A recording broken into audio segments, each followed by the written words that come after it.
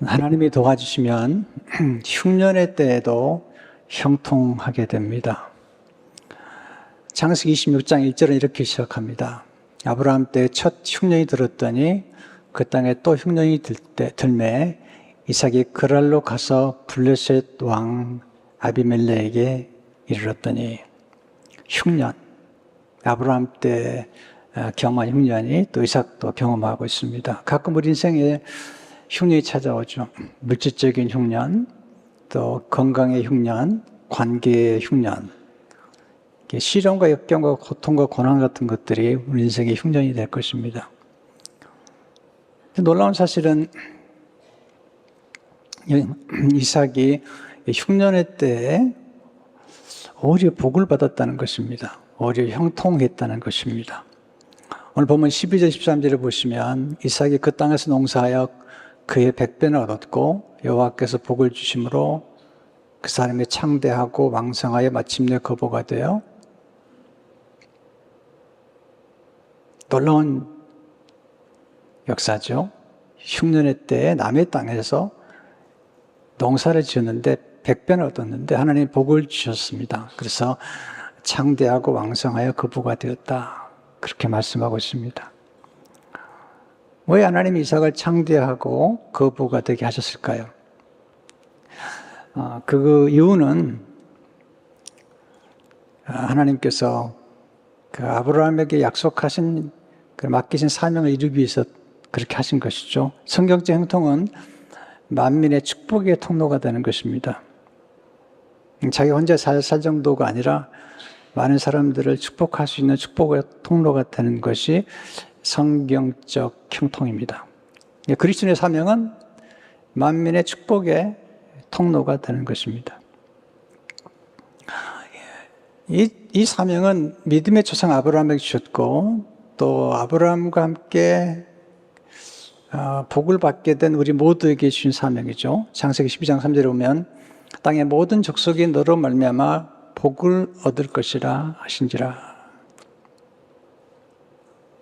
아브라함에게 주신 사명이 이삭에게로 그리고 우리에게로 전수가 됩니다.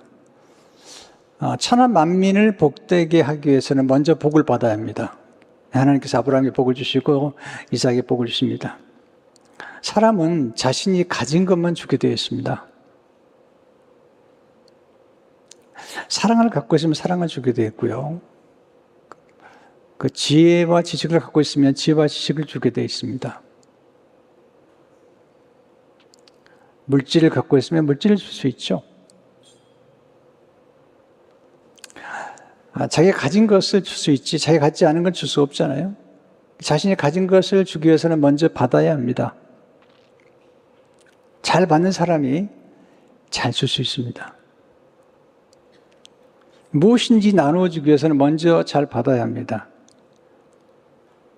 자신에게 없는 것을 다른 사람에게 줄 수 없습니다. 사도 바울은 먼저 받은 것을 전하잖아요. 고린도서 15장 3절 4절을 보게 되면 내가 받은 것을 먼저 너에게 전하였노니 순서가 받은 것이죠. 그리고 전했죠. 이는 성경대로 그리스도께서 우리 죄를 위하여 죽으시고 장사 지는 바 되셨다가 성경대로 사흘 만에 다시 살아나사. 바울은 복음을 전하기 위해서 먼저 복음을 받았습니다. 누가 지혜로운 사람입니까? 지혜로운 사람은 잘 받는 사람입니다. 제자들은 예수님께서 먼저 받았죠. 예수님 안에 있는 은혜와 진리를 충만히 받기 위해서 예수님께 나가서 받았죠. 요한복음 1장 16절에 보시면 우리가 다 그의 충만한 데서 받으니 은혜 위에 은혜로라. 우리가 무엇을 받기 위해서는 그것을 가진 분에게 나아가야 되죠. 우리가 필요한 것을 소유한 분을 찾아가야지 그분이 줄 수 있잖아요. 사랑을 받고 싶으면 사랑을 가진 분에게, 또 격려를 받고 싶으면 격려를 잘해주는 분에게, 또 물질이 필요하면 또 물질을 소유한 분에게 찾아가야 되겠죠. 그러나 인간에게는 한계가 있어요. 인간에게는 자원과 그리고 사랑에도 한계가 있기 때문에 계속해서 우리가 필요한 것을 다 공급해 줄 수는 없죠. 하나님은 무한한 사랑과 무한한 능력과 자원을 가지고 계시기 때문에 우리의 모든 필요를 채워주실 분은 하나님이십니다. 그래서 하나님께 나가는 게 중요하죠. 형통의 지혜를 배우려면 형통한 사람을 만나야 되죠. 이 배우는 것이 받는 거예요. 내가 배운 것만 우리가 나눌 수 있는 거예요. 그래서 여호수아가 먼저 모세에게 배웠죠. 여호수아 1장 7절을 보게 되면 오직 강하고 극히 담대하여 나의 종 모세가 내게 명령한 그 율법을 다 지켜 행하고 우르나 좌르나 치우치지 말라. 그리하면 어디로 가든지 형통하려니. 모세가 내게 명령한 그 율법, 그러니까 받은 거죠. 스승에게 1대1로 양육을 받은 것입니다. 교육은 받는 것입니다. 교육은 정말 중요합니다. 하나님의 아이디어입니다. 사람을 위대하게 만들고 탁월하게 만드는 가장 중요한 하나님의 도구는 교육인 것입니다. 먼저 받고 나누는 것, 원리는 간단합니다. 우리는 원래 생산업자가 아닌 유통업자로 부름을 받았습니다. 저도 이렇게 처음에는 생산할 능력이 없더라고요. 그래서 좋은 책, 좋은 글들, 좋은 말씀들을 이렇게 전달하는 유통업을 했는데 놀라운 경험을 했어요. 유통업을 잘하다 보면 어느 날 생산업을 잘하게 됩니다. 제가 목회 초기에 읽었던 충격적인 말씀이 사실 마태복음 13장 12절입니다. 무릇 있는 자는 받아 넉넉하게 되되 없는 자는 그 있는 것도 빼앗기리라. 너무나 충격적인 말씀이었어요. 있는 자는 받아 넉넉하게 되지만 없는 자는 그 있는 것도 빼앗기리라. 형통의 지혜도 먼저 받아야 되죠. 받은 후에 유통해야 되겠죠. 놀라운 사실은 하나님이 지혜 있는 자에게 지식을 더하고 그 총명을 더해 주신 거거든요. 잠언 1장 5절을 보니까 지혜 있는 자는 듣고 학식이 더할 것이요 명철한 자는 지략을 얻을 것이라. 어떻게 이삭에게서 형통의 지혜를 배울 수 있을까요? 이삭은 어떻게 형통의 지혜를 배웠을까요? 첫째로 부모님을 통해 형통의 지혜를 배우는 것이 지혜입니다. 이삭에 배운 형통의 지혜는 아버지로부터 이렇게 전수된 것입니다. 이삭이 형통의 지혜를 배운 것은 모리아산입니다. 모리아산. 물론 일상의 삶 가운데서도 배웠지만 그가 하나님이 형통케 하시는 그 놀라운 은혜가 모리아산에서 이루어집니다. 하나님께서 아브라함을 부르셔서 독자 이삭을 모리아산에 바치라. 창세기 22장 2절을 보게 되면 여호와께서 이르시되 내 아들 내 사랑하는 독자 이삭을 데리고 모리아 땅으로 가서 내가 내게 일러준 한 산 거기서 그를 번제로 드리라. 내 아들, 내 사랑하는 독자 이삭을 데리고 모리아 땅으로 가서 번제로 드리라. 어려운 말씀이죠. 이 아들은 정말 신비롭게 난 아들이에요. 이 아들이라기보다는 손자예요, 손자. 얼마나 사랑스럽겠어요. 그것도 하나님이 약속하신 거죠. 이삭의 이름이 웃음이에요. 아브라함과 사라의 삶 가운데 웃음을 선물해 준 아들인데 하나님께 바치래요. 순종하잖아요. 근데 모리아산에서 이삭을 번제로 드리려는 그 순간에 하늘에서 천사의 음성, 하나님의 음성을 듣게 됩니다. 아브라함아, 아브라함아, 내 이삭을 죽이지 말라. 그래서 놀라운 축복, 그리고 칭찬,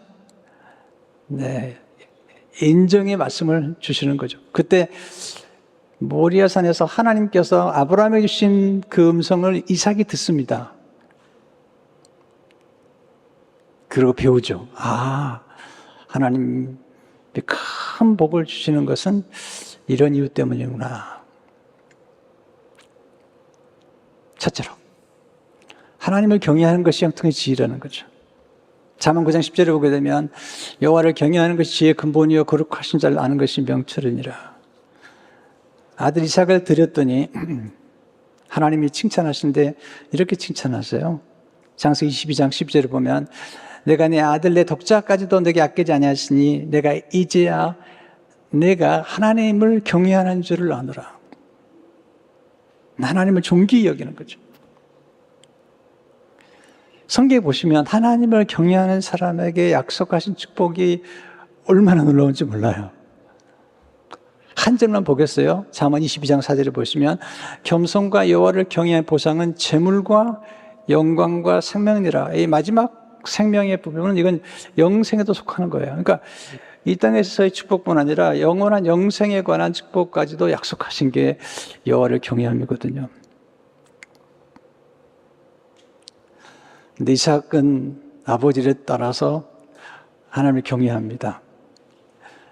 이삭이 하나님을 경외했다는 말씀이 누구를 통해서 알게 되냐면 그의 아들 야곱을 통해서. 야곱이 아버지를 얘기할 때, 아버지 하나님 얘기할 때 이삭이 경외했다고 얘기하고 있어요. 창세기 31장 42절을 보게 되면 우리 아버지 하나님, 아브라함의 하나님, 곧 이삭이 경외하는 이가 나와 함께 계시지 아니하셨다면, 야곱과 함께 하신 하나님은 자기 아버지 이삭이 경외하는 하나님이라는 거죠. 이삭은 아브라함에서 하나님을 경외하는 걸 배운 거죠. 31장 3절도 보면 야곱이 그의 아버지 이삭이 경외하는 일을 가르쳐 맹세하고, 그러니까 아브라함이 하나님을 경외하고 이삭이 하나님을 경외하고 그다음 야곱도 하나님을 경외했던 것입니다.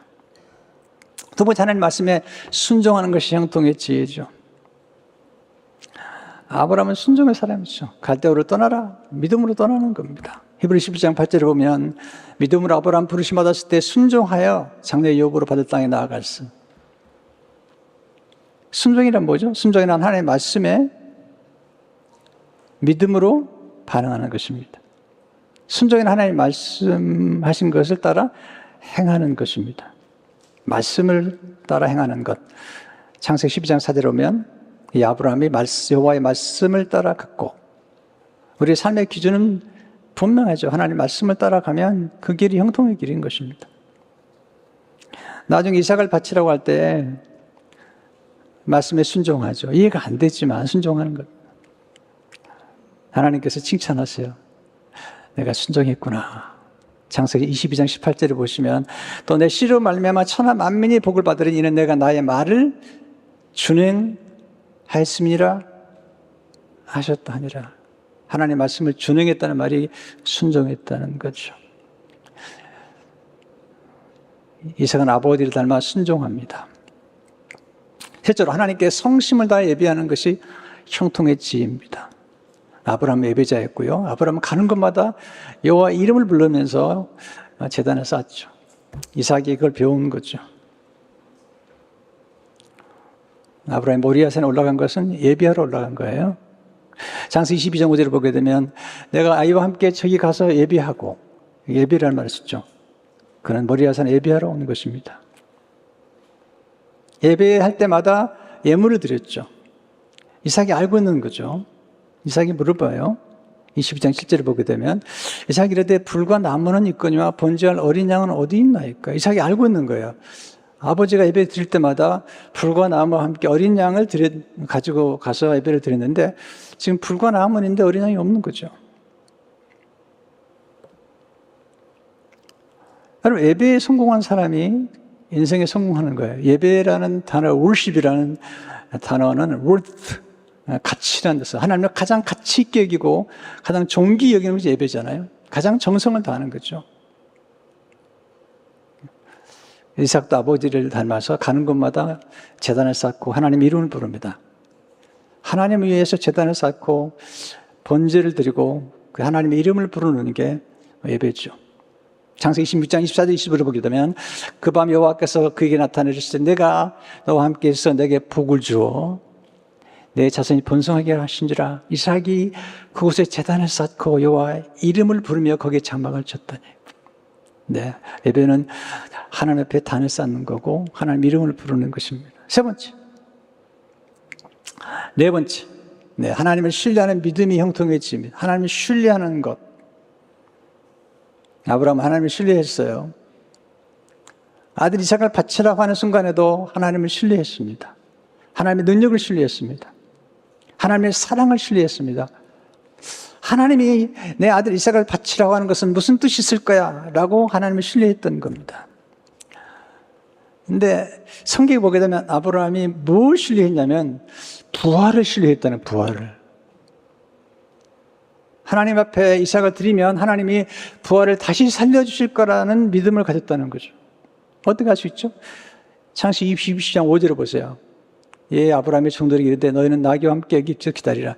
내가 아예와 함께 저기 가서 예배하고 우리가 너에게 돌아오리라.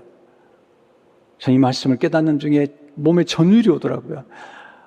아니, 아들을 하나님의 번제를 드리면 예배하고 내가 너에게 돌아오리라 얘기해야 되는데 우리가 돌아오겠다는 거죠. 히브리서는 아브라함이 부활을 믿었다. 그의 신앙은 부활 신앙이라고 얘기해요.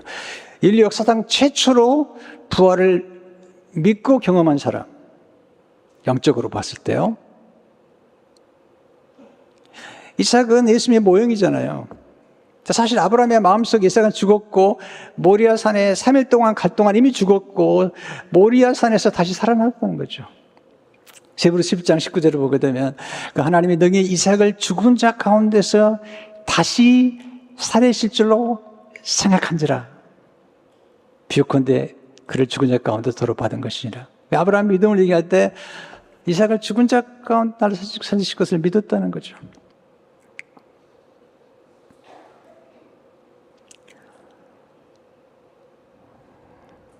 그래서 아들이 이삭에게 말하죠.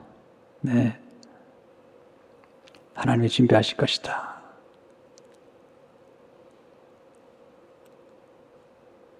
8절에 보시면 22장 8절에 보게 되면 내 아들아 번제할 어린 양은 하나님이 자기를 위하여 친히 준비하시리라. 이게 믿음이죠. 이삭을 바치면서 하나님이 이삭을 바칠 때 하나님이 준비하라는 거죠. 여호와 이레는 미리 준비하신 하나님이라는 뜻이에요. 하나님의 이삭을 아브라함이 바칠 걸 알았어요. 알고 세 가지를 준비하셨어요. 여러분이 하나님 앞에 뭔가를 드릴 때, 또 헌신할 때, 확실히 마음속에 그런 감동을 주다 하나님께서 뭔가를 준비하고 계시는 거죠. 축복을 준비하고 계시는 거죠. 세 가지를 준비하는. 첫째는 순양을 준비해요, 순양을. 20장 13절을 보시면, 아브라함이 가서 그 순양을 가져다가 아들을 대신하여 번제로 드렸더라. 하나님께서 이삭을 드릴 걸 알고 미리 순양을 준비해 놓으신 거죠. 그래서 순양이 이삭을 대신해 죽잖아요. 둘째는 큰 복을 예비해 주셨어요. 준비하셨죠. 창세기 10장 17절을 보게 되면 내가 내게 큰 복을 주고 복도 큰 복이 있는 거죠. 내 씨가 크게 번성하여 하늘에게 별과 같고 바닷가에 모래가 같게 하리 내 씨가 그 대적의 성문을 차지하리라. 이삭이 하나님 앞에 드려질 걸 알고 하나님 이삭을 위해서 아브라함을 위해서 큰 복을 예비하셨는데 이 큰 복이 이삭에게 속한 거죠. 셋째는 이삭의 아내 리브가를 준비하신 거예요. 창세기 20장 마지막 부분을 보게 되면 리브가가 나와요. 아니 이삭을 하나님 앞에 드리면 이삭이 죽었다면 어떻게 리브가가 나오겠어요? 근데 하나님은 이삭을 아브라함이 바칠 줄 알고 그리고 하나님께서 이삭을 대신해 순양을 예비하시면서 하나님은 리브가를 준비하셨던 거죠. 창세기 22장 23절을 보게 되면 이 여덟 사람은 아브라함의 형제 나홀의 아내 밀가의 소생이며 부두엘은 리브가를 낳았고 창세기 22장에 나오는 세 가지를 준비하신 거죠. 하나님 미리 준비하시는 하나님이세요.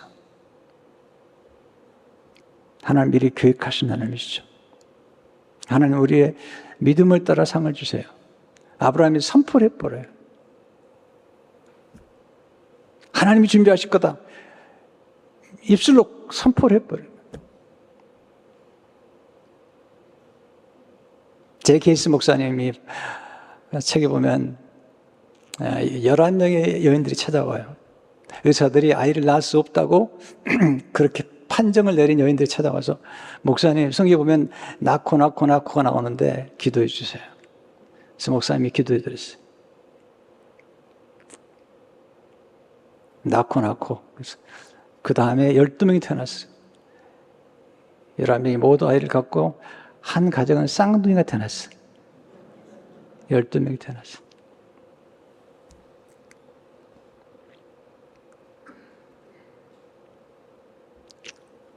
믿음이라는 게 중요한 거죠.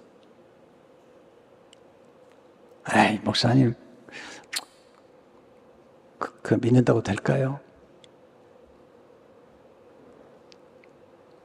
믿음을 따라 되는 거죠. 하나님은 놀라운 분이세요.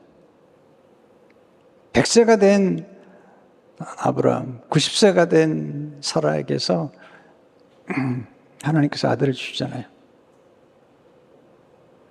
제가 아는 목사님 43살에 아이를 가졌어요. 그 전까지 많은 분들 기도했는데 안 된 43세 나중에 세 자녀가 태어났어. 이야, 놀라운. 믿음을 가지셔야 돼요. 내가 지난번에 설교한 적이 있잖아요. 어떤 며느리가 아이를 못 갖는 거예요. 시어머니가 믿음이 좋은 분이야. 목사님한테 기도받으면 나을 거라고 데려왔어요. 며느리 믿음이 없는 거죠. 기도하니까 하나님이 이 딸에게 아이를 주옵소서. 그러니까 이 시어머니가 아멘 그러는 거예요. 며느리는 아멘 하는 거예요. 시어머니가 아이를 가졌다는 거야. 아멘 한 사람이 그냥 아이를 가져버린 거예요.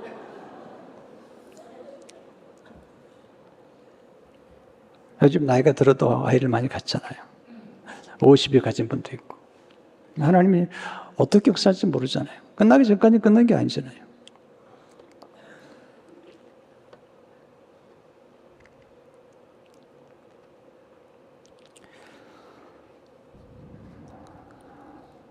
하나님께서 역사하시면 참 놀라운 축복을 하시죠. 하나님이 창세기 20장 16절 이렇게 말씀하세요. 내가 이같이 향하여 내 아들 내 독자도 아끼지 아니하신즉. 하나님께 드린 것은 손해가 없어요. 하나님께 헌신하는 것은 손해가 아닌 거죠. 하나님 약속을 지키는 분이죠. 믿음으로 따라 사는 자에게는 상을 주시겠다는 거예요. 히브리 11장 6절을 보시면 믿음이 없이는 하나님을 기쁘시게 하지 못하나니 하나님께 나아가는 자는 반드시 그가 계신 것과 또한 그가 자기를 찾는 자들에게 상 주신심을 믿어야 할지니라.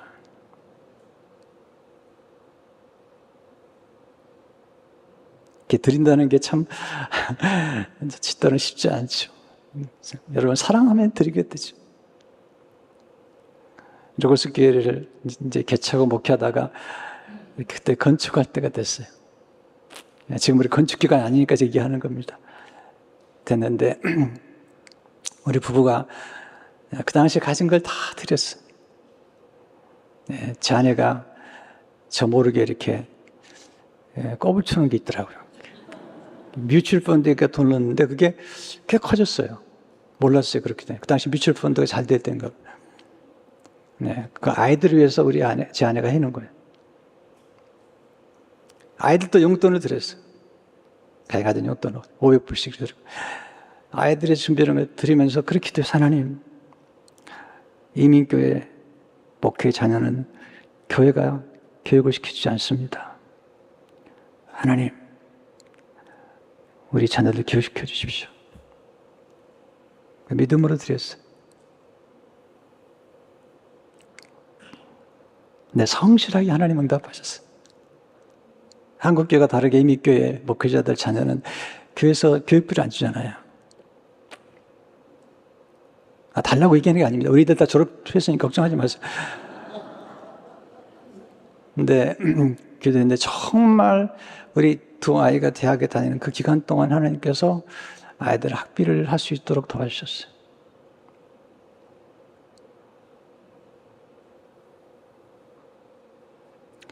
우리 큰아이가 이제 뉴욕에서 공부할 때인데 한번 제가 집회하는데 왔어요. 와서 그랬습니다. 야, 아빠가 목사인데 뭘 남겨주겠냐. 내가 공부하면 아빠가 기도하고 또 최선을 다하겠다. 만약에 대학원에 가면 또 최선을 다해보겠다. 근데 둘 다 대학원을 이제 갔어요, 나중에.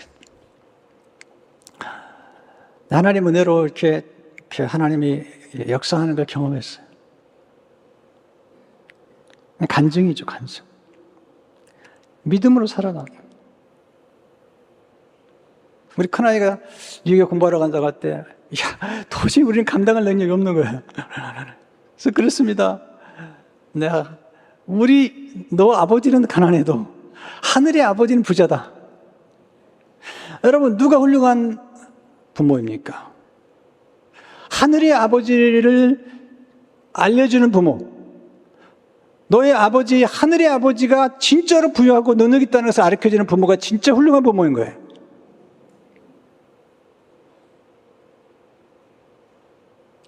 우리 어머니가 저를 대학 보내면서 첫 학기 학비를 주고 목도했습니다. 그러면서 말했습니다. 너 주의 종 아니냐? 주의 종을 하나님이 책임질 거다. 하나님께 맡기시더라고. 너희 육신의 아버지는 가진 게 없지만 하늘에 계신 아버지가 부유하다. 졸업할 때까지 성실하게 하나님이 채워주셨어요. 82년의 미국에 와 지금까지도 계속 하나님 채워주세요.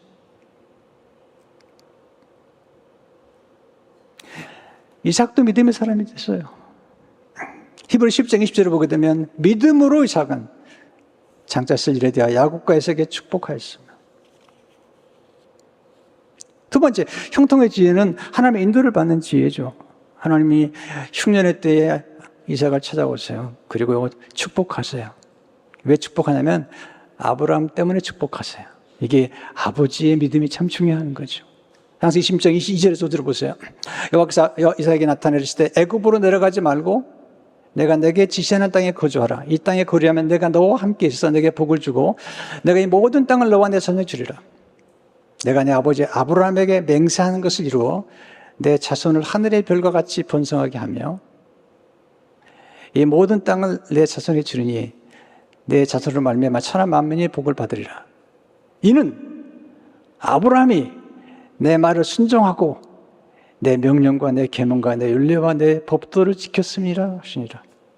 아브라함이 내 아버지가 순종했는데 내 아버지한테 내가 약속한 걸 내가 지켜주겠다는 거죠.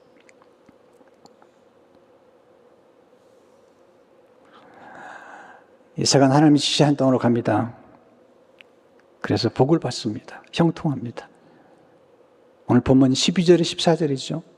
이삭이 그 땅에서 농사하여 그의 100배나 얻었고 여호와께서 복을 주심으로 그 사람이 창대하고 왕성하여 마침내 거부가 되어 양과 소가 떼를 이루고 종이 심이 많음으로 부릴 사람이 그를 시기 하여. 네, 엄청난 축복을 받아요. 흉년의 때인데 100배나 얻었어요. 농사해가지고. 블레셋 사람이 시기를 해요. 여러분 축복 받았습니까? 여러분 시기 받지 않은 것 같으면 아직 축복을 풍성히 못 받은 거예요. 시기 받을 정도가 돼야지. 나중에는 아비멜렉이 블레셋 왕이 이삭을 떠나라고 그럽니다. 너희가 너무 강성하다. 너희가 너무 커졌다. 16절 17절 보세요. 아비멜렉 이삭에게 이르되 내가 우리보다 크게 강성한즉 우리를 떠나라. 이삭이 그것을 떠나 그랄 골짜기에 자막을 치고 거기 거류하며. 아비멜렉이 보니까 이삭이 크게 강성했어. 떠나라는 거죠. 이삭은 싸우지 않아요. 조용히 떠납니다. 그런데 이 본문에서 배우는 몇 가지 놀라운 지혜가 있어요. 우리가 반드시 알아야 될 몇 가지 원리가 있어요. 첫째, 농작의 법칙을 따라 사는 것이 형통의 지혜라는 거죠. 농사를 지었어요. 100배는 얻은 거죠. 여러분, 농작의 법칙이 굉장히 중요합니다. 하나님은 농부세요. 하나님 나라는 겨자씨의 비유로 말씀하시잖아요. 농작의 법칙은 뭐죠? 심은 씨앗이 정도로 거두는 겁니다. 콩을 심으면 콩, 네, 팥을 심으면 팥, 복숭아를 심으면 복숭아, 심은 씨앗 정도로 거두는 거죠. 심은 후에는 잘 가꿔야 됩니다. 심은 후에는 인내를 기다려야 합니다. 여러분, 오늘 심고 내일 열매를 거둘 거라고 생각하지 않습니다. 많은 분들이 교회 일을 하면서도 그래요. 당장 뭔가를 거둘려고 그래요. 그건 안 되잖아요. 사과나무를 심었으면 한 3년은 기다려야지 사과를 먹을 수 있는 거예요. 또 추수에 또 놓치면 안 되죠. 심은 것보다는 많이 거두게 돼 있어요. 네, 100배나 거뒀잖아요. 네, 감자 하나를 심으면 60알을 거둔다고 그러잖아요. 연어 한 마리 속에는 3,000개 알이 들어있는 거죠. 요즘 벼를 하나 심으면 180알? 엄청난 거죠. 심은 것보다는 많이 거두게 돼 있습니다. 거둔 후에는 다시 심을 종자를 남겨둬야 돼요. 이게 정말 중요한 거예요. 야곱 백성들이 요셉에게 오죠. 이제 우리가 아무것도 없습니다. 이제 땅도 없고 돈도 없고. 근데 요셉이 이제 곡식을 나눠주면서 내가 거둔 것의 5분의 1을 바로에게 주고 그리고 종자와 양식을 선물하는 거죠. 종자를 먹으면 안 되죠. 종자는 심어야 되는 거예요. 옛날에 보릿고개 그 어려울 때도 어른들이 종자를 먹지 않으려고 이 벽에다가 종자를 넣고 지내는 거예요. 여러분, 들어온 대로 다 써버리면 안 되는 거예요.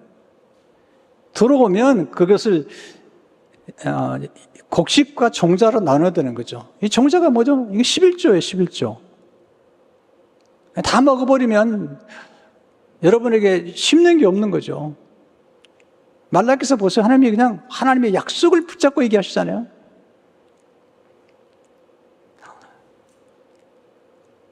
종자.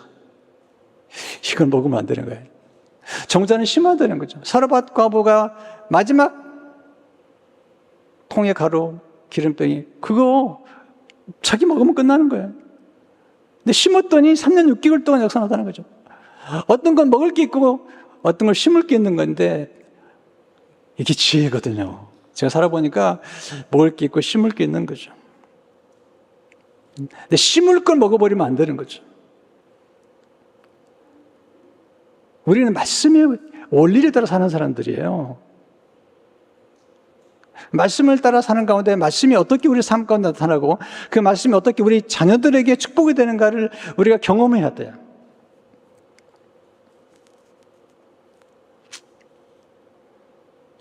많은 것을 거둔 후에는 나눌 줄 알아야 돼요. 나무는 자신이 맺은 열매를 먹지 않고 나눠주죠. 나눔을 통해 더욱 풍성해지는 것이 농작의 법칙이에요. 여러분, 선을 심으면 선을 거두는 거예요. 악을 심으면 악을 거두는 거예요.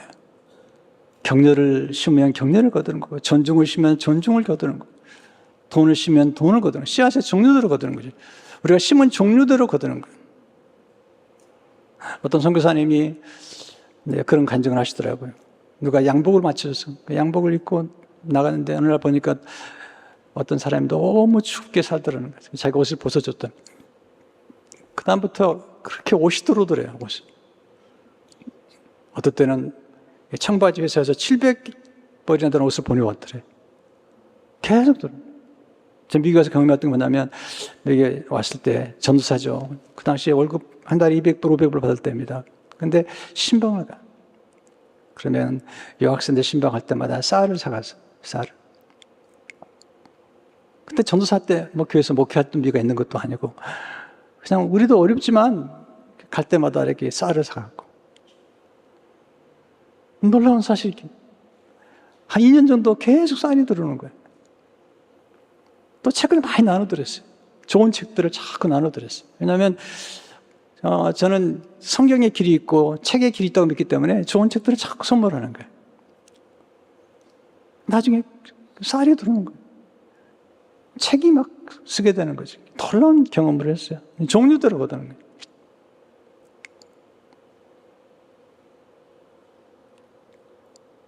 저는 돈이 필요하면 돈을 심습니다. 아니, 종류대로 거두는 거예요, 종류대로.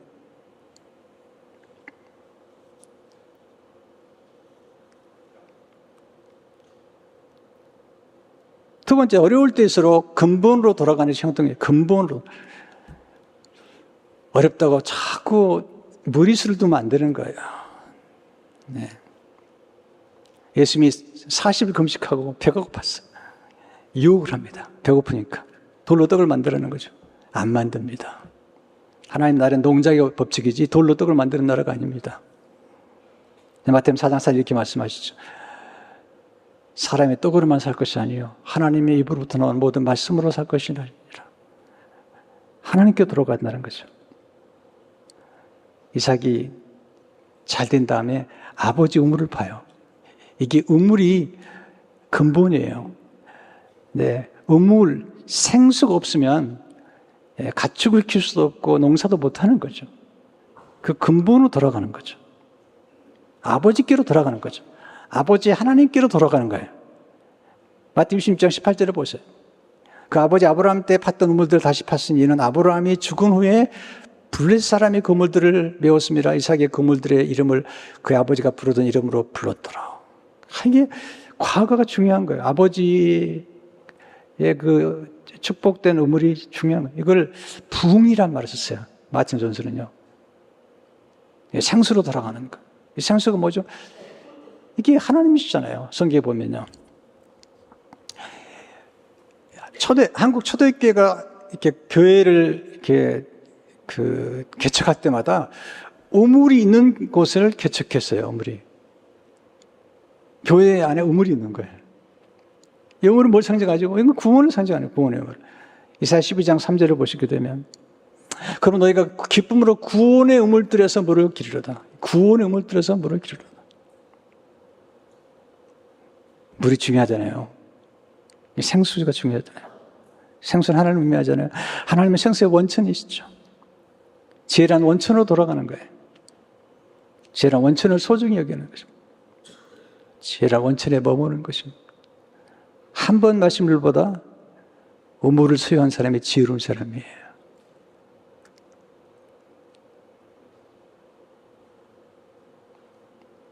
물을 구하지 말고 샘을 구하라는 거예요. 정말 탁월한 목수는 나무를 산다. 물론 나무도 사지만 정말 탁월한 목수는 산을 산다는 거예요. 산을. 산에다가 나무를 심는 거예요. 계속 나무를 얻는 거예요.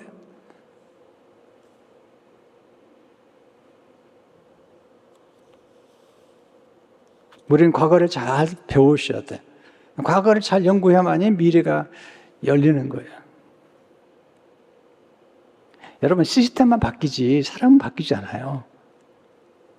요즘 굉장하게 많이 나온 것 같지만 인간이 그거까지 변화되나요? 안 됩니다.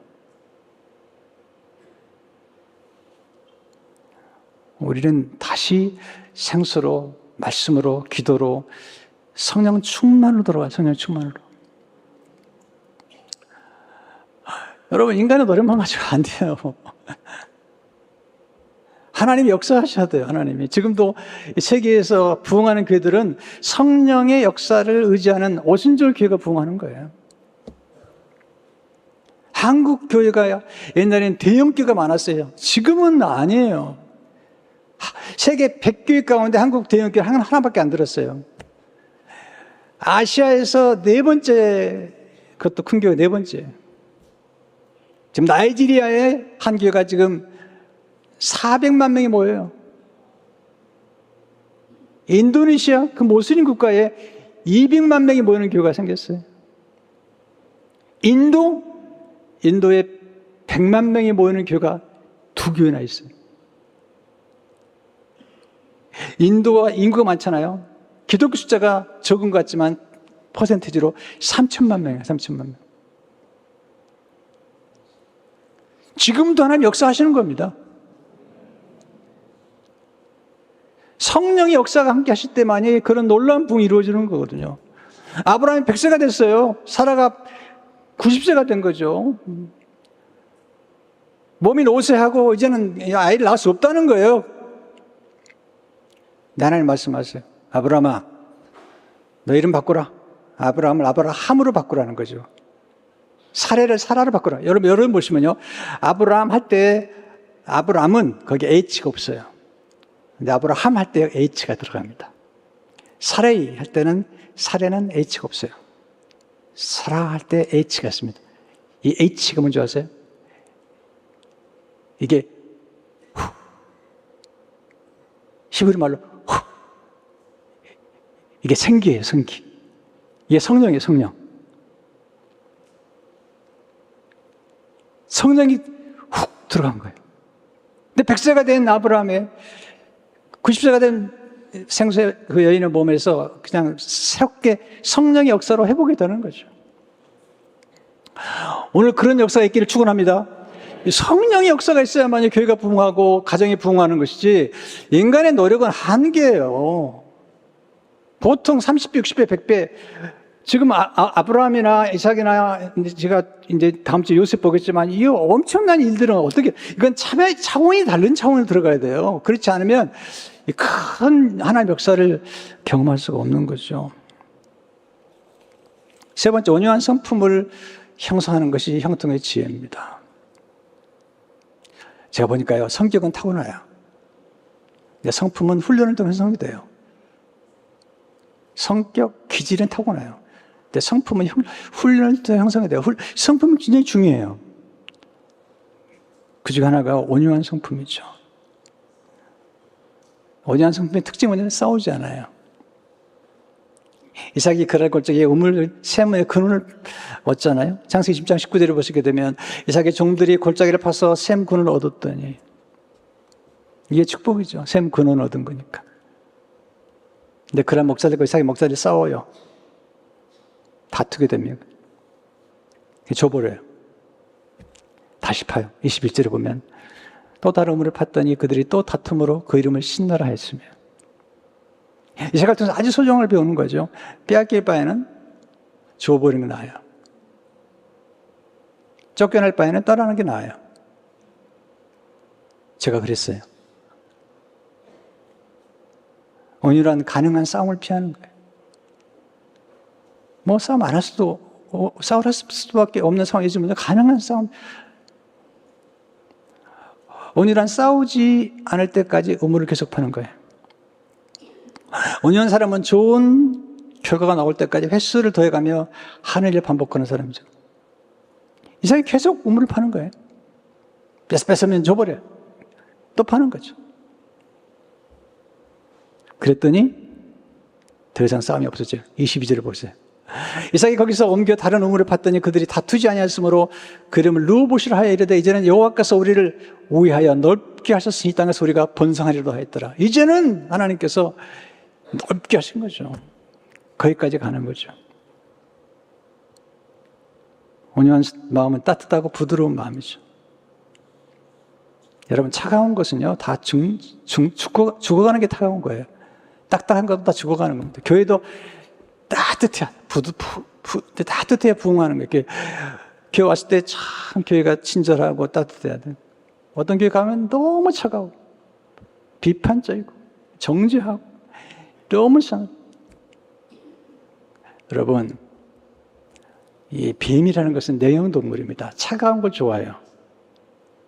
따뜻하면 뱀이 떠나요. 옛날에 집에 뱀이 들어오잖아요. 어른들이 지혜로워요. 그 구들짝에 불을 떼는 거예요. 팍 떼면요, 뱀이 떠나요. 죽든지 떠나든지. 내형동물이니까. 교회도 마찬가지. 따뜻해 보세요. 우리 몸의 온도가 1도만 올라가도 면역력이 확 올라간다고 그러잖아요. 교회가 따뜻해야 돼. 서로 화평하고 온유하고. 싸우면 차가워져요. 딱딱해지는 거예요. 우리 교회 오셔서 이렇게 집회하신 분들이 와가지고 되게 좋아해요. 왜냐면 우리 교회 너무 분위기가 좋대요. 아멘도 잘하고 너무 잘한대요. 그렇게 해야 돼. 아멘 해야 돼. 네. 제가 설교할 때는 안 하더라도 외부에 서시면 하면 하고 그냥 막 웃고 그래야 돼. 어떤 분들은 그냥 내가 웃나 봐라. 그냥 그러면 안 되는 거죠. 따뜻해야지. 반응이 좋아야지 이렇게.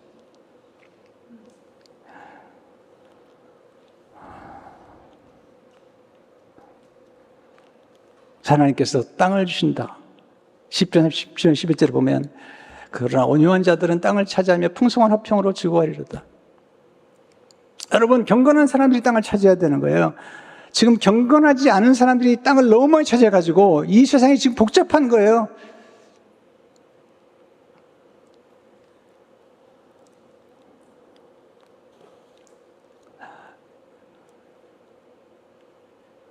여러분,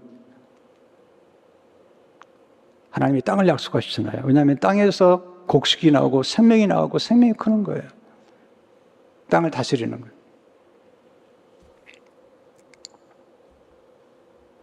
한 번뿐 인생입니다. 기도하세요. 땅 달라고.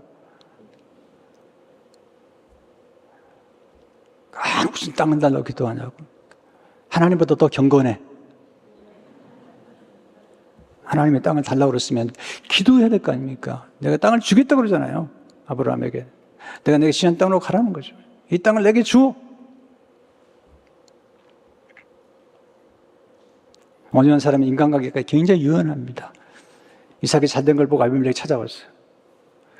하나님이 함께한 걸 본 거예요. 여러분이 하는 사업과 직장과 여러분의 가정생활에서 사람들이 그분 하나님이 함께 하신 거야. 이걸 봐야 돼. 나중에 찾아와요. 확신하세요. 그때 이삭이 얘기해 한마디예요. 온유한 이삭이 이제 쫓아내놓고 이제 또 그러냐고. 나를 미워놓고 나를 찾아오냐고. 한마디예요. 이삭이 그래도 다 마음에 생각이 있는 것 같아요. 말 안 하지. 여러분, 싸우지 않는다고 말 안 하는 거지. 말을 안 해서 그렇지. 다 속은 있잖아요. 27절에 보세요. 이삭이 그들에게 이르되 너희가 나를 미워하여 나에게 너희를 떠나게 하겠거늘 어찌하여 내게 왔느냐. 그때 아비멜렉이 놀라운 얘기를 하죠. 28, 29절에 보세요. 그들이 이르되 여호와께서 너와 함께 계신 우리가 분명히 보았으므로. 이게 혁통이거든요. 하나님이 함께 하심을 분명히 보았으므로. 아비멜렉은 하나님 믿는 사람이 아니에요. 우리와 사이 곧 우리와 너 사이에 맹세에 너와 계약을 맺으리라 말했노라. 너는 우리를 해하지 말라. 이는 우리가 너를 범하지 아니하고 선한 일만 내게 행하여 너희가 평안하니 가게 하렵습니다. 이제 너는 여호와께 복을 받은 자니라. 와, 이방 왕이 하나님이 함께한 걸 본 거죠. 그러니까 함부로 못하겠다는 거죠. 화친 맺자는 거죠. 여러분, 하나님이 함께 하실 때 형통합니다. 이제 아비멜렉이 와서 겸손히 머리를 숙이니까 이삭이 받아줘요. 이게 멋있는 거예요. 네. 이게 관용을 베풀어야 돼. 네. 여러분, 싸우면 그냥 줘버리는 거죠. 져주는 것이 실력인 거죠. 여러분, 아들하고 아버지하고 레슬링 하면 누가 이겨요? 아버지가 이겨요? 아들이 이겨요? 아버지가 이기는 집은 망하는 집이야. 아들이 이기는 거죠. 할아버지하고 손주하고 레슬링 하면 누가 이겨요? 손주가 이기는 거예요. 여러분, 져주는 게 실력인 거예요.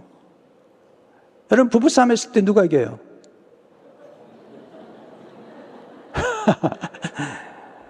저는 져주는 정도가 아니라 이미 죽었습니다.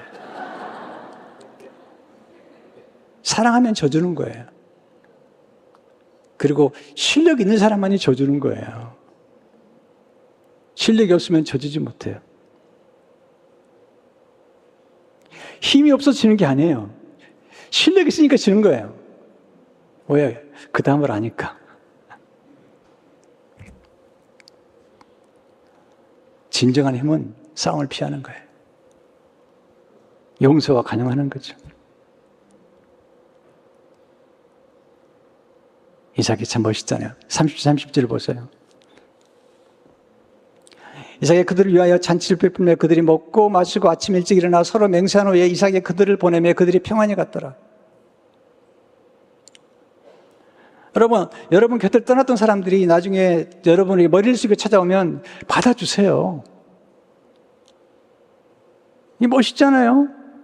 찾아오는 사람 박대하지 말고, 또 특별히 강한 자가 와서 머리를 숙이면 그 강한 자를 부끄럽게 하지 마시라고요. 받아줘야죠. 제가 아침에 설교하는데 갑자기 옛날 생각이 나는 거예요. 좀 그냥 들으세요. 그냥 좀 설교가 좀 길어지긴 한데 뭐 어쩔 수 없죠 뭐.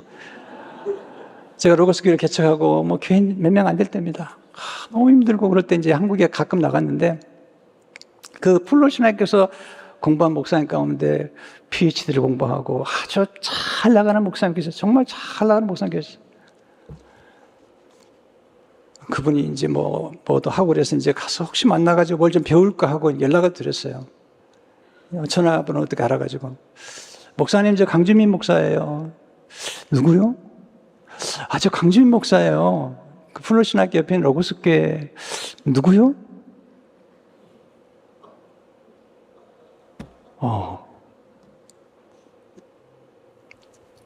모른대. 내가 그런 서름을 당하며 돌아오면서 내가 이런 결심을 했습니다. 이 목사님 분명히 나를 찾아오게 만들리라. 기다렸어. 교회가 붕했어. 제가 책을 썼더니 막 한국에서 계속 베스트셀러 됐어. 이분이 찾아왔어. 인터뷰해달래. 인터뷰해줬어. 자기 교회 와서 집회해달래. 집회해드렸어. 그분을 부끄럽게 하지 않았어. 옛날에 왜 그랬어요? 그런 얘기 안 했어. 모른 척 했어.